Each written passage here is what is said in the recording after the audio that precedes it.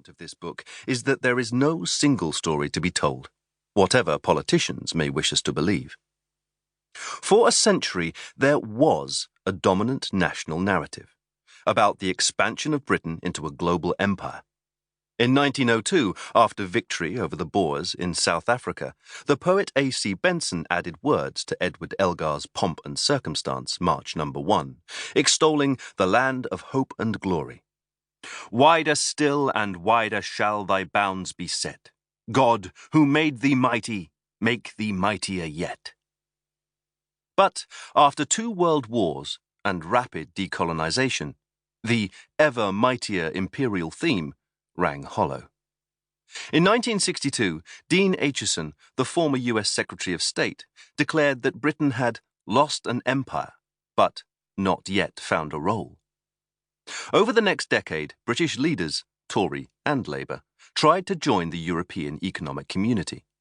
But 2 French vetoes from President Charles de Gaulle blocked their way, and it was not until 1973 that the UK, together with Ireland and Denmark, eventually became a member of the EEC.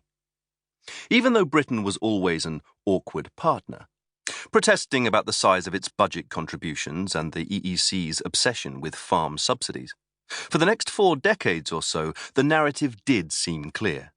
The British had lost a global empire, but found a European role.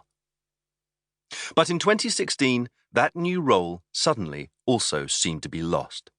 During the referendum debate, various historical precedents and patterns were invoked to help frame Brexit Britain's historical self-understanding. Much cited was our finest hour in the Second World War. Leaving the EU would be the biggest stimulus to get our butts in gear that we have ever had, declared billionaire Peter Hargreaves, a financier of Brexit. It will be like Dunkirk again. Insecurity is fantastic. Developing the 1940 theme, Tory politician Boris Johnson asserted that the past 2,000 years of European history had been characterized by repeated attempts to unify Europe under a single government in order to recover the continent's lost golden age under the Romans. Napoleon, Hitler, various people tried this out, and it ends tragically, he claimed. The EU is an attempt to do this by different methods. The villains of the piece, in Johnson's view, were once again the Germans. The euro has become a means by which superior German productivity is able to gain an absolutely unbeatable advantage over the whole eurozone. He depicted Brexit as a chance for the British people to be the heroes of Europe, and to act as a voice of moderation and common sense, and to stop something getting, in my view, out of control. It is time for someone, it's almost always the British in European history, to say, we think a different approach is called for. Also touted as a historical guide for Britain's future was the idea of the Anglosphere, influenced by Winston Churchill's A History of the English-Speaking Peoples from the 1950s, and even the concept of an imperial federation with the White Dominions, as proposed by Joseph Chamberlain in the 1900s. Churchill biographer Andrew Roberts was one of those advocating Kanzuk, a confederation of Canada, Australia, New Zealand, and the UK, as potentially the 3rd pillar of Western civilization, together with the USA and the EU.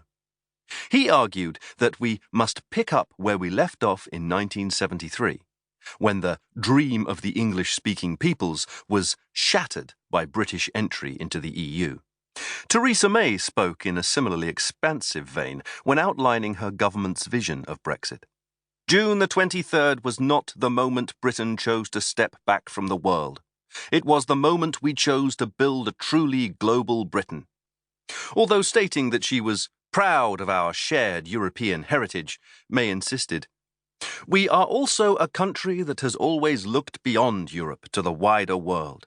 That is why we are one of the most racially diverse countries in Europe, one of the most multicultural members of the European Union.